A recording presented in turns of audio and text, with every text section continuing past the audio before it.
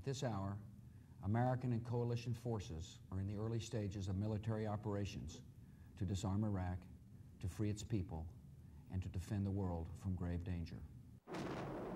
The U.S. invasion of Iraq presented a challenge to Kofi Annan he had never faced before.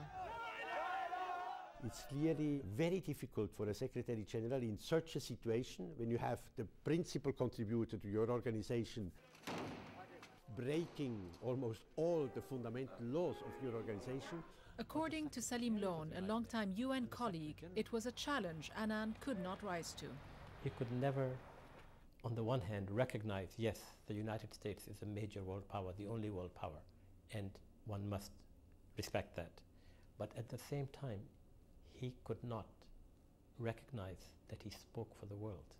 But in the months leading up to the war, Kofi Annan insists he tried his hardest to prevent it, but admits in the end he was powerless. The council and the organization was already hopelessly divided.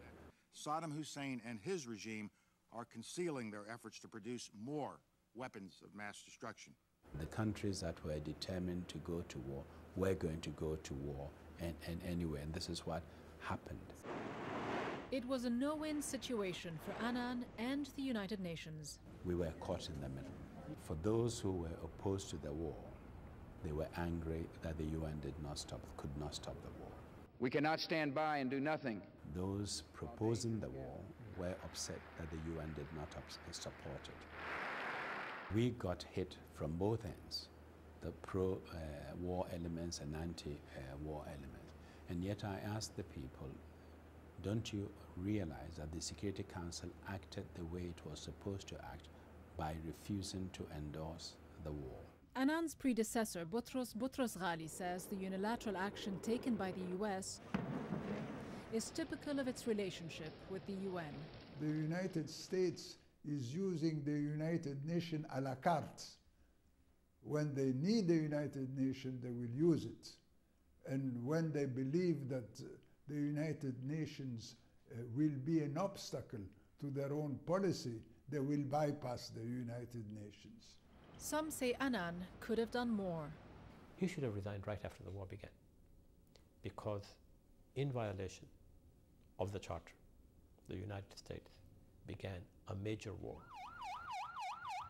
And it kept getting worse in Iraq. I'm not sure that in that situation, when the organization was so hopelessly divided, the Secretary General walking away was going to improve the situation.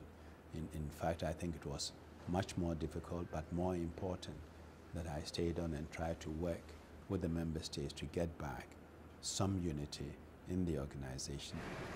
Annan did not resign. Instead, he sent a UN mission to Iraq, a mission that proved to have grave consequences.